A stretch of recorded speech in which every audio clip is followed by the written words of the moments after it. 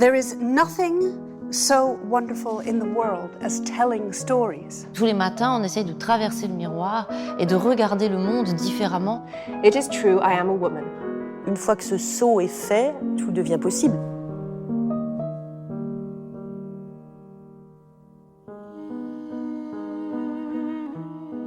Hello, I'm Charlotte Casiraghi.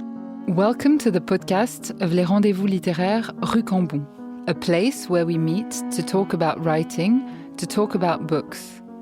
Let's meet women writers who have just taken their first step, the most decisive, the most difficult in the world of literature. How did their vocation call to them? What are their writing rituals? Who reads them and what do they read? And today, Erika will be hosting Patricia Lockwood. I'm Erica Wagner, and it's my pleasure to introduce Patricia Lockwood and welcome her to Chanel's podcast of Les Rendezvous littéraires Rue Cambon. Patricia Lockwood is a writer whose work has taken many forms, though she is still in the early years of her extraordinary career. In 2013, her poem Rape Joke, published online, took the internet by storm. Horrifying, funny, angry, it was included in the 2014 edition of the Best American Poetry series. But, as she told Slate magazine a couple of years ago, your work can flow into the shape that people make for you, or you can try to break that shape.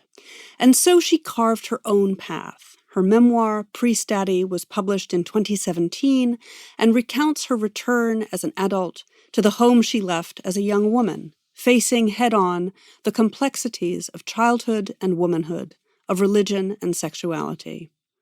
In 2019, it was named one of the 50 best memoirs of the past 50 years by the New York Times. Then, in 2021, she published her first novel, No One Is Talking About This, which traces the life of an unnamed protagonist who is extremely online, someone whose very existence is defined by their internet presence, until, that is, life itself intrudes. The novel, which was the winner of the Dylan Thomas Prize this year, asks us to consider whether real life can ever supersede the pull of the metaverse. Written in a form that echoes the hectic encounters with language and emotion we can have online, the book is immersive, just as immersive, I hope Patricia won't mind me saying, as the little blue screen of your phone. Described as real, raw, and authentically absurd in The Guardian, this debut fiction further demonstrates the originality and uniqueness of her voice. Growing up, I was in many ways unfit for the real world, she said in an interview not long ago. And yet she has made herself into a powerful observer of that world, and I'm delighted to have the chance to talk to her today. Welcome, Patricia. Thank you, Erica. And may I say how beautifully you pronounced the name of the podcast, which I am not going to try, so I'm very proud of you for doing that for me. Thank you so much.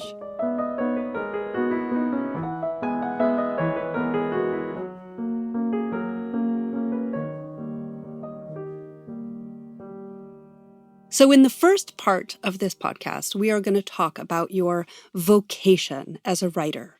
So I'll ask you to tell me about your beginnings. When did you start writing? And I wonder if poetry was your first love. It was, actually, yes. I was speaking with the wonderful makeup artist, Brittany, earlier, and she was asking when I got into it, and I couldn't remember an actual time. This is the kind of thing that they ask you in interviews so much that at some point you come up with a canned response, pretty much. And what I say is that I wrote a haiku in 5th grade, that it was about a diamond drop of rain falling from a leaf. And then I knew that that was my vocation, that I was going to be a writer. But it was just something that was always with me, like the idea of God or something like that. I grew up with the language of the Bible. I grew up with the language of the Catholic Church, of the liturgy, of religion. I think I was always drawn not just to elevated language, but to an elevated idea of the human role, of what I would be doing in life. I thought of it vocationally. But yeah, I did start out with poetry. I think I didn't have the attention span for anything longer for a while. And you see, in this novel that I do sort of fake it a little bit. I'm like, it could be called something else. Let's be real. It doesn't have to be called a novel. Well, attention span is just a lot of things strung together, which brings me to your beginnings on Twitter. What did it mean for you as a writer to have your work received online in the way it was? You gained this huge Twitter following early on for your, what I would call your sly observations. What did it mean to go viral in that way? It was interesting because the first thing that I really received attention for were my Twitter sexts, which came about sort of in the Anthony Weiner era and were kind of fake sexts that were very surreal, sometimes involved cartoon mascots, that sort of thing, and weren't really anything that anyone could physically do. So it took place totally in the realm of the unreal, which is where I like to operate. And receiving attention for that felt fine to me.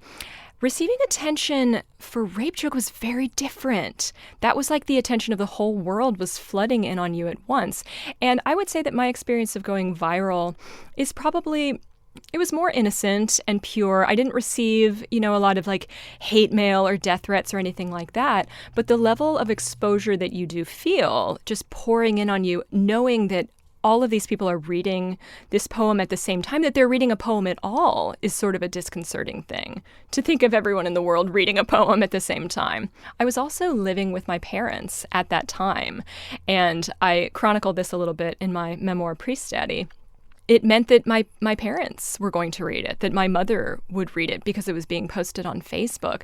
So the level of exposure from the outside world was something new, but it was also very personal at home. So I felt it immediately in a very particular way. Did that affect your sense of vocation as a writer, knowing from then on in you had a kind of public-facing and quite personal self? This is a good question. I do think that it gives you a conscience the first time you feel that you have helped someone through your writing. I don't know that we can say that poetry truly helps people in the material sense. I've written this beautiful poem about a crayon box. Is that really furthering anyone's progress through their own life? But if you write about a trauma that resonates with other people, or if you write about it in such a way that they feel that they can write about their own trauma or experience in that way, then I think you do grow a conscience. And maybe it was then that I thought, I'm helping people? I could be helping people? This came as a surprise to me. There was a draw about poetry that was almost you could practice it in a room alone. You could be Emily Dickinson answering to no one but like the butterflies and God. And then I had this very different sense that now if I read Rape Joke at a reading, I will hear from young people afterwards, or older people. I went to Australia and I heard from many people who talked to me about, problems in the church down there, in the archdiocese down there that they had experienced. And they thanked me for writing about, the Catholic Church's role in some of these things. So you feel a tie between you and the people that maybe you don't feel when you have that sense of yourself alone in a room, basically spinning like a ballerina in a music box for your own music, your own pleasure. It becomes different. As you've just alluded to, you were raised in a religious household. And religion offers a framework for storytelling, I would say. As you said, you were raised with these stories from the Bible, this set of particular stories. How did you break away from these stories to find your own? I don't know that I ever did. You speak about the Bible, and that is one way that you can use the narrative of religion. But for me, it was more liturgical, as I alluded to earlier. So it was something you go into a place for an hour, and you exist in this flow of language. And there's repetition, there's elevation, there is a kind of diction that you put on like a dress or like a suit that is higher than something you normally wear. And that doesn't necessarily have to do with story. It has to do with people existing together in a place for a while. So if you think about a book as that, if you think about a poem as that, we come together in this space and something transpires. We do something with language in this space. Then you don't have to think about story at all. It can be anything you want it to be. That's fascinating to hear you say that, because it makes me realize that when I read your writing, I feel extremely present in the moment, like it is an experience of being, as you do when you're in the kind of experience that you describe. And I will say that I made that up just now, but it rings true to me. I said earlier, I was like, sometimes you come up with a canned response that really works, but I think it's actually true and it makes sense to me. So what you're thinking about with a Catholic Mass is you're really thinking about time. They say that it exists in God's time and not in human time. And I think that there is a sort of time of literature that is you step into eternity, or you step into the time of all the other people that have ever read this thing, that are ever going to read this thing. You step into the time of the person who wrote it. And that's a place where a lot of things overlap. So you do feel that presentness, that being there in that time. What are some of the other influences on your writing? I've heard you mention the American author David Markson. I've heard you talk about W.G. Sebald. Can you talk a little bit about the other writers that have guided your fictional voice? So I think that the people who have guided my fictional voice, it all goes back to poetry. If I told you fictional influences or people I kept very close to me, you would be surprised. You know, sometimes it's romantic realism. It's like D.H. Lawrence type people. For me, like A.S. Byatt is one of my touchstones. And people are always surprised to hear me say that because it's like, oh, I'm not writing about a family in Yorkshire in the 50s. And it's unexpected to them that I would say that. But my big influences all the way back, it's, you know, the people you could find on the poetry shelf at Barnes & Noble. It was Wallace Stevens, so that's my interest in tautology and sort of these conundrums that I place into my writing. It's people like Emily Dickinson, same there. It's people like Elizabeth Bishop, who take you through narratives in a very different way and who show you a sort of different focus that you can have in poetry. So all of it goes back to that. But yeah, I mentioned David Markson a lot because he really wrote the kind of novel that is recognizable in No One Is Talking About This. A lot of people became more attuned to it with writers like Anne Carson and with the sort of fragmentary fiction of the modern day, Jenny Offel and people of that nature. But for me, it goes a lot farther back. And it goes back a little bit, too, to like the German romantics, Lichtenberg, Peter Altenberg. It goes back to these people who wrote these little tiny microfictions that, again, could be called something else. In the Lydia Davis way, she's like, some people call this a poem. I call it a story. You get to decide. Tell us about the publication process for No One Is Talking About This. Did it change the way you thought about yourself as a writer to be perceived as a novelist? Well, this was very crazy because I was revising it in the first year of COVID after I had actually had COVID. So I was in a different mind space. And then it came out in, I think, February of 2021. And so everyone was still shut inside. I mean, the lucky people were shut inside and the unlucky people, you know, were going out. They were delivering our food. They were being front-facing workers. And I was doing all of these strange virtual events, these photo shoots in the freezing cold outside, all of it very removed from my previous experience. And in all of these situations, I was being told that this book was successful and that people were reading it. I could feel none of that shut into my home in February 2021. So it was strange to feel yourself the subject of conversation at a time that all of that conversation was happening very, very far from where you could hear it. It was fitting for the book in a way, because it is something that takes place totally online, where people can't touch each other, where maybe the best case scenario is that I'm seeing your face in a recording studio down south, and like that's how we're getting to communicate. So it was fitting for it, but I don't know if my sense of myself changed because I wasn't really interacting with the people who would have told me those things. You are a novelist now. You have written a novel. Why don't you give us a little flavor of this wonderful novel? Will you read a little bit for us, Patricia? Absolutely. I will give you a sample from the very beginning. And as you say, this is about a person who is trapped in the internet. That's what you need to know.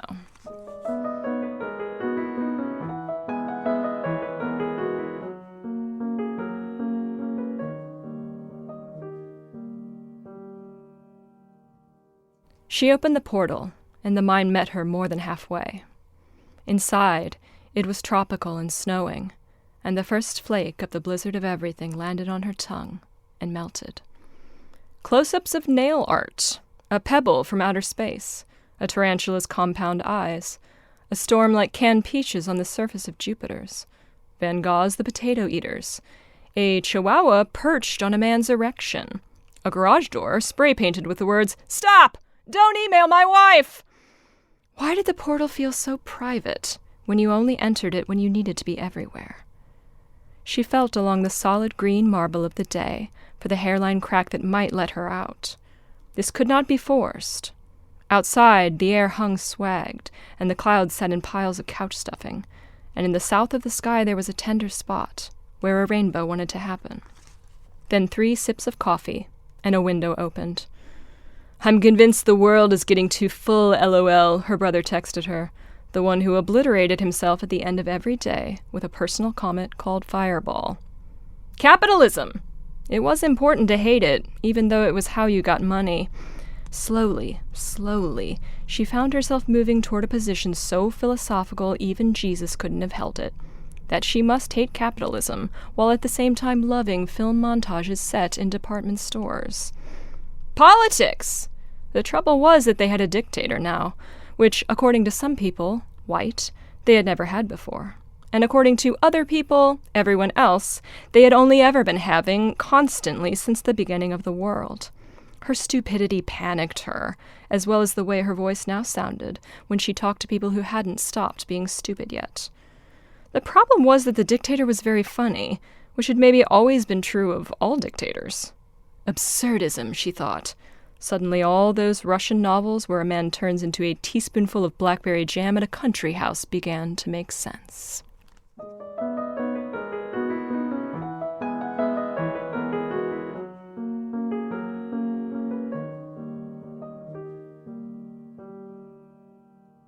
Thank you so much. Now I'd like to turn to asking you a little bit about the process of your writing, how you get your writing out into the world. So tell us about your routine. You're speaking to me, I know you're in Savannah, Georgia. What's your writing setup there? Well, I was saying to Brittany, again, when I was having my makeup done, that it's very strange to come to a recording studio and get dolled up and put on your big sweater with its sparkly buttons when normally you barely put clothes on. For me personally, you are lucky if you see me in clothes as I'm working. I get up, I pour my little shot of cold brew espresso. I take it into my room. I range my cats around me. That's a very important ingredient, to range your cats around you, including Miette, the famous cat that I think Chanel herself and all Chanel workers would approve of. And what I do is I start to read. And I wait to feel that thing that Richard Hugo calls the trigger. So he wrote a book called The Triggering Town. And he says basically that sometimes you will be driving through a place at night and there will be some trigger that you feel that will unleash this power. And that moment is the one you have to attend to. That's the moment that you can go into writing. So you have to be very adherent to that. You have to wait for it. You have to feel that opening inside your chest or the pulling of that little trigger. And then you have to go straight to the notebook. And you have to respect it. You have to start writing at that time. You can't be doing other things. You can't be scratching your cat on the head. You have to go right into the writing then. How do you manage the tension you've got with your writing time? Has your public life intruded on your ability to make space for your writing? Of course, you were saying when your novel was published, we were in a time of silence, but we're out in the world now. I wonder what's changed. It's true. I think it would have been different if I had been front-facing all during that time. As it is, yes, you do get more communications from people, requests from blurbs, requests to read books, requests to write pieces. I write critical essays for the LRB. I do about 4 of those a year. So that's something that I've been doing even before the novel came out. But yeah, I think it's more that you feel all of these little tugs. If you wake up in the morning and you check your email first thing, then you're going to be thinking about those tugs instead of about your writing, about the book you're reading, about what you're supposed to be thinking about. So yeah, the really important thing for me is just not to look at that stuff right away and preserve that space, that square of morning time where I'm only thinking about what it is my vocation to do. Do you have a first reader? How do you know when something is ready to go out into the world? My very long-suffering husband, Jason, who last night was proofing a 7,000-word essay about George Saunders' new book, is my first reader. Yes, I don't have, probably because I didn't go to college. I didn't do an MFA. I didn't get that circle of writers around me that you rely on to really give you that fresh first impression. It's always been him. We sort of came together over writing, and now I just kind of like, I utilize him. I'm like, you know what? You have to do this. You need to find what's wrong with this piece. You need to help me out here. So I'm very comfortable with that. And if it weren't for him, I don't know. I don't know that I would show things to a lot of people. I have very definite ideas about my own internal music, what I want things to sound like, what I want things to look like, and what I want the end result to be. What's the hardest thing for you about the process of writing? Is there a particular kind of thing you struggle with? I think it is maintaining that attention. I am more inclined to feel those tugs than other people. So my problems are external. They are feeling and hearing those voices from the outside world that say, come out to play. And you can't. You need to be doing this particular thing. When it comes to more technical issues, yes, if you're writing a long piece of fiction, you're going to have to put some structure in there that is maybe not natural to you. If you didn't start out writing fiction, if you don't maybe have a natural bent toward narrative, you're going to have to find things to buttress up all of this formless microfictional writing that you're used to. You need to put those things in place. So that's probably true. But honestly, I like being inside the body of a piece of work so much that I don't think about it that way. When I'm inside it, I don't feel time. I don't feel the tugs. I don't hear the voices. If I can just keep myself in the body of the text, solving problems, then that's where I need to be. That's so interesting what you say about balancing the external pull of the world with the need to create this internal space, the space of the book. And so when we turn to thinking about both the creation and then the reception of this wonderful first novel, it strikes me, of course, no one is talking about this as a very personal book. The narrator becomes successful by going viral on what she calls the portal. This is such a wonderful name for the internet. And then her sister has a baby who's seriously ill, and that pushes your narrator back into the real world. There are strong parallels, I know, with your own life. What did it mean for you to transform that into fiction and find that very tricky balance, I would think? Yes, you're quite right. This is one of those things that in interviews, probably other writers would have played this closer to the vest, but I'm not that way. I say the second half of the book is largely as it happened to me. These are things that happened in my own life, in my sister's life. And what was true is that I had been working on the first half of No One Is Talking About This for several years beforehand. And what it had brought me to was a sort of attention. I was really paying a very micro attention to every single thing that was happening around me because it could be material. It could be something that could go in the book. You know, when you're really, really in the heart of a book, everything you look at is something that could go in the book. It's something that could be useful. You're like a hunter-gatherer, and you just see berries popping out at you everywhere. All of these things could be for you. And then I flew back home to Ohio to be with my sister, and she was pregnant at that point, and her life was in danger, you know, let alone her daughter's life. And I just kept doing that. I just kept noticing. I just kept seeing these berries leaping out at me, things that I wanted to preserve. And what I didn't know at the time is that in those times of trauma, you forget things. You do not carry those things with you into the future. It's a protective thing. I think that our bodies do, that our minds do, that you can't remember trauma in the same way as you feel it happening. That very raw, flinching place. So I think what I was partly doing too was recording for the future. You know, when my sister finally read the book, she said, I forgot about these things. I didn't remember these things. Then it made you feel that it had some other purpose, that it wasn't just about, you know, you paying attention, but about you creating a document that would persist in the future, that would have utility. Was it a different process than writing your memoir? Because in your memoir, too, in Priestdaddy, of course, you're creating public version of aspects of your life for an audience. How different was the process of I want to say saying something is fiction rather than saying something is a memoir. It's all writing. It's all storytelling. Yes, you're quite right. And there were things that were similar about it. I think in Priestdaddy, and in No One Is Talking About This, I worked through omission. So Priestdaddy is a very outrageous story of a family at the head of which is a married Catholic priest who largely wears underwear and jams constantly on an electric guitar. And the way I shaped that was by deciding what not to include, essentially, things that were too personal, that did not belong to me, that were part of other people's stories, as we say now, in the modern mode. And this was true as well with No One Is Talking About This, but you felt freedom because you were saying that it was fiction, because it was fiction.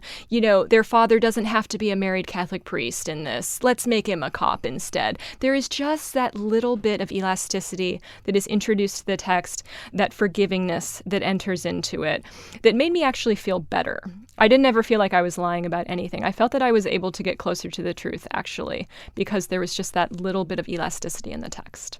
I agree with you about the creation of fiction, that there's something, having written both nonfiction and fiction.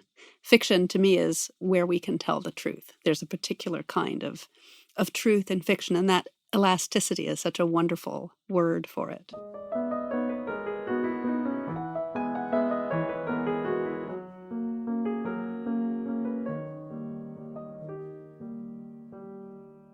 How important is the reception of your writing for you? You're now accustomed, I would guess, to reaching an audience. Of course, when No One Is Talking About This was published, as you've said, you were in this vacuum. We were all in the COVID vacuum.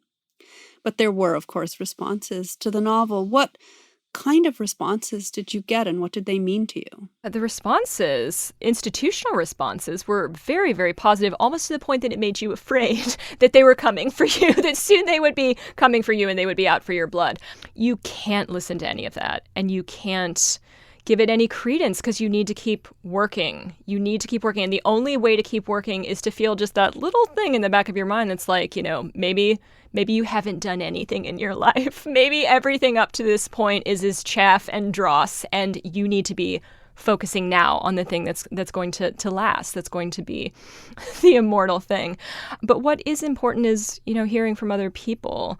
I heard from a woman who just picked up my book in a bookstore and opened it to one page and saw the word Proteus, which is the name of the syndrome that the protagonist's niece has.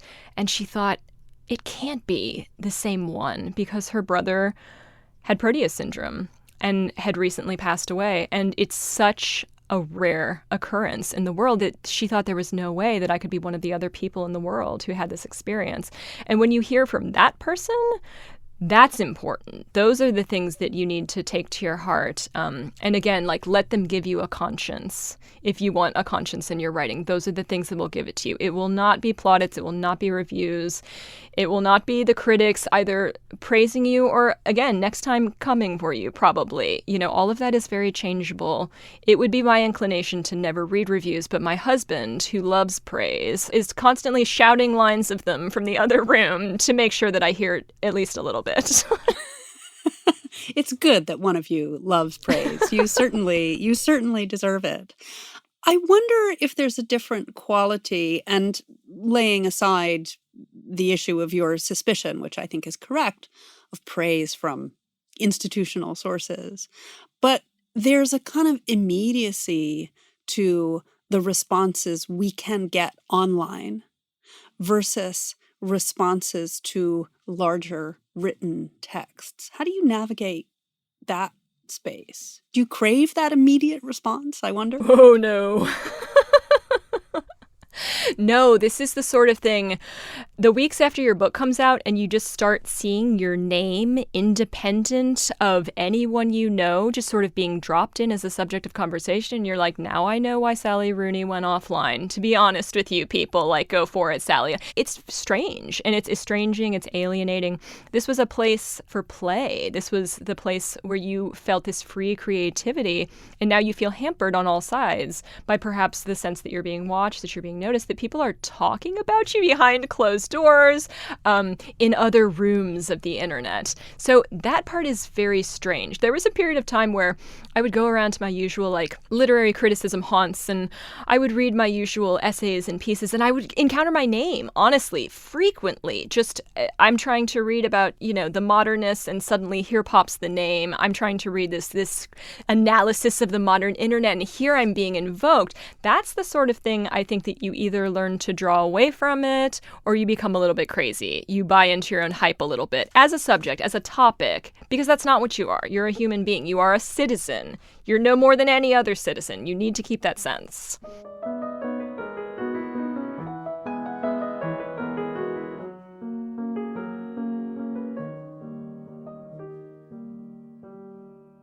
We now are coming towards the end of our conversation, alas. We always close this podcast with 5 questions for each author.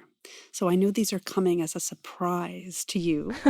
And indeed, the first one is about surprise. So what is the most surprising thing you've learned from being a writer? Oh, I think it's what I was talking about before, that I can be helpful. I think of myself as such a consummately evil person that it's impossible to me that I could ever be helping other human beings. Part of this, again, is maybe growing up religious. You're going into confession every week and you're saying all the things that make you a dirty, filthy pig in your little sty. And to hear, I don't know, that there is some resonance in what you've written to someone else who is just merely going about their own life and encounters you as something that moves them along the path, or that shines a light, or that helps them in some way. That was surprising because, again, I just saw myself as a very evil person. None of the rest of us do. What would people be surprised to learn about you? That I am so evil, Erica, as I was telling you just now. Now, you say we ask these questions to everyone, and I said I specifically didn't look at them because I need to be surprised. Otherwise, I can't come out with the truth. I cannot prepare a response. So you're getting the real deal. Okay. Evil. That's I like it. Surprising. Evil. Okay. Patricia Lockwood, evil. Now we know.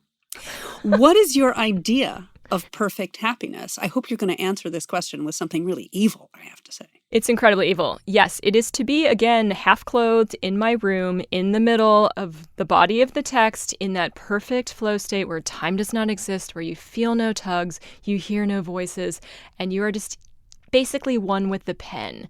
And you're moving all the little elements around, elements even more basic than words, syllables, letters, smaller than those things, atoms, pica, just moving them around and letting them move together into the picture. What advice would you give to someone who wants to express their creativity? Wow, become evil. So the thing that has really helped me is, again, the evil thing. Thinking of what we were talking about earlier, instead of needing to write a story, think about it as a place that you're going to. And maybe someone else will show up and maybe they won't. And in that place, you're just going to do what you want for a while. You're going to talk about what you want in the way that you want to. And if someone else shows up, that's fine. But if not, you're still going to be there doing your thing. In one word, how would you like to be remembered as a writer? And I'm going to take away evil. Can't have evil again. So the first word that came to my mind was glorious, which is really embarrassing. I think that I want the word glorious to be written on my tombstone, my writerly tombstone. Or when I go into Westminster Abbey, which I assume is going to happen for me at some point, I just want glorious above my tomb. Yeah. I like that. It's almost as bad as evil. You should have just let me say evil. I think we can have glorious and evil. Glorious. I'll give you both. And then one final question, if you can approach it. What would you like your second novel to look like? Can you tell us anything about that? This is interesting because everyone very generously talks about my first novel, and I'm like, you're acting like there's going to be a second one. And honestly, there might not. It might be a one-off thing.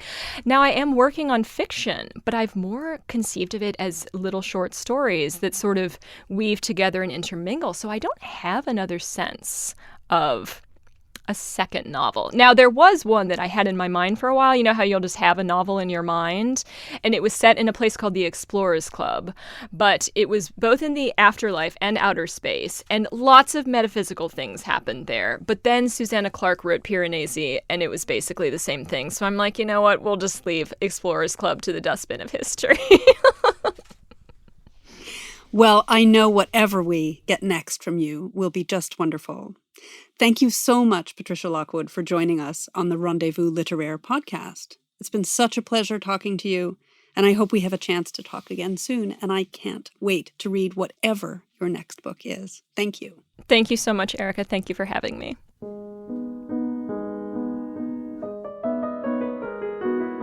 Thank you for listening to this episode of the Rendezvous littéraires Rue Cambon podcast. To discover more about it, you will find images, links, and references on the Chanel website. À bientôt!